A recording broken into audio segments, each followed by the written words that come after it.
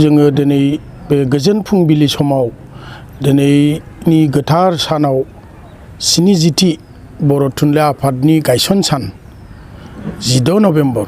बेखौ खुंनानै जोबोद गोजोननाय मोनदों। जों अदालगुरि गुदि बर' थुनलाइ आफादनिफ्राय जोङो नैबे अदालगुरि जिल्ला बर' थुनलाइ आफादनि गाहाय मावख' बिहुराम सोरबां सुबुं बिहुराम बर' भबनाव बिनि लांगोनायाव जों खुंबाय गाजा गोमजायै आरो रायजोफ्राबो जोंखौ मदद होदों। दिनै अदालगुरि हालामनि साफ्रोमबो मेलेमजिबि हारि अनफावरि आरो थुनलाइ सिबियारि बिथांमोना बाहागो लाफैदों आरो लोगोसे आं जोबोद गोजोननाय मोनदों अदालगुरि जिल्ला बर' थुनलाइ आफादनि आफादगिरि मानिक बसुमतारी बिथांबो जोंजों दिनै सम गैयाबा बाहागो लाफैदों। आरोबाव रंजाखांनाय मोनबावदों, अराय सम साबायखर बावनो लुगैबावदों। जोंहा मोनसे समनि नेहाथारि बर' थुनलाइ आफादनि आरो आथिखालाव new education policy expert drafting कमिटिनि सोद्रोमा गोख्रोंहै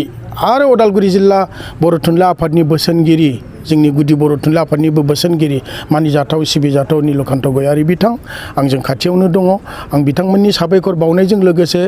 दिनै बाहागो लानाय साफ्रोमबोनिसिम साबायखर बावदों। आरोबाव जायफोर थुनलाइखौ सिबियारि बा मोजां मोनग्रा अदालगुरि हालामनि गोबां मेलेमजिबिफोर दङ, दिनै समजों मोनफैस्लाबनो हायाखै बिथांमोना, होमब्लाबो आं बिथांमोननिसिमबो साबायखर बावदों। दा नैबे जोंनि 70थि 16 नभेम्बर माने बर' थुनलाइ आफादनि गायसन सान फालिनायाव माने बेखौ जायफोर खोनाबाय बा जोंनि बे थुनलाइ आफादनि जोनोम सान फालिनायखौ खोनादों मिथिगौ, दा बिथांमोनाबो जाहाथे जोंनि बे थुनलाइ आफाद जौगानाय बा राव हारिमुखौ जौगानायाव जिखुनु उफायै मेलेमै राङै बा गावनि एक्टिभिटिस देहायै मोदोमै हेफाजाब होगोन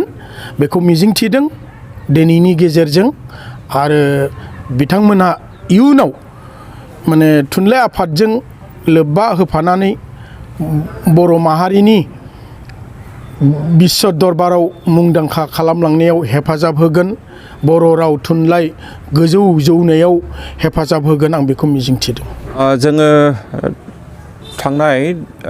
6 नभेम्बरनिफ्राय अर्थात जोङो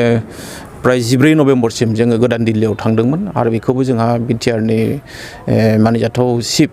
प्रमद बर' सारानो दैथायहरदों। जों गासै 25 सा जोङो माखासे एक्सपार्ट कमिटिनि सोद्रोमा दङ आरो जोंहा बिसेसकै बेवहाय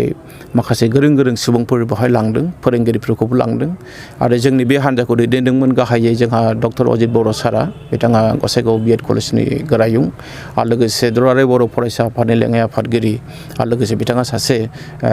एसिस्टेन्ट प्रफेसार, बिथाङा क'क्राझार ल' कलेजनि खोरोमदाव औवारी, बिथांमोननि दैदेननायाव जों थांदों आरो बेवहाय थांनानै जों नुहैबाय जे दिल्लीनि जि मोनसे सोलोंथायारि जि आबहावा आथिखालाव बियो जोबोद गोजौ थाखोनि जादों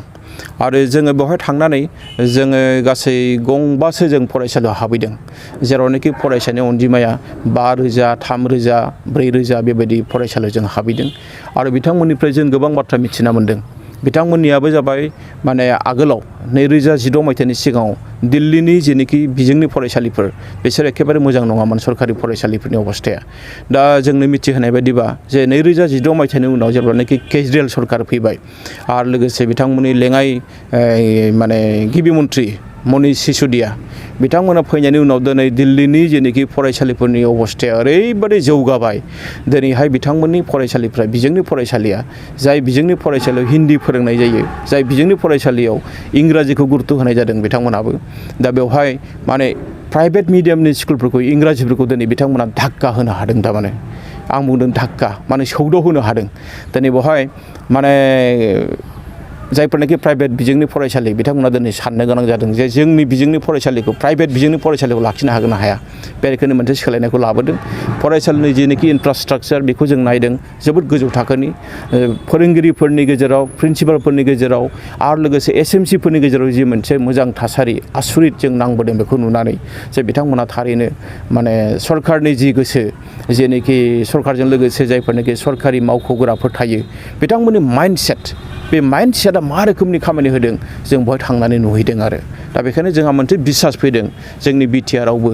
जों जाय खामानिखौ दिल्लीयाव मोनसे समाव बिथांमोनाबो साननो गोनां जादोंमोन जे हिन्दी मिडियामनि फरायसालिया थागोन ना थाया सरकारि मिडियाम फरायसालिया थागोन ना थाया दिनै बेबायदि फरायसालिफ्रा प्राइभेट बिजोंनि फरायसालिफोरजों चेलेन्ज नांनो हादों चेलेन्ज होनो हादों बे अत्यन्त जोंनि थाखाय मोनसे माने बाख्नायथाव मोजां मोनसे सिन होननानै जों सानदों आरो जोंबो बेखौ खालामनो हागोन we can do it जोंहा मोनसे फोथायनाय फैदों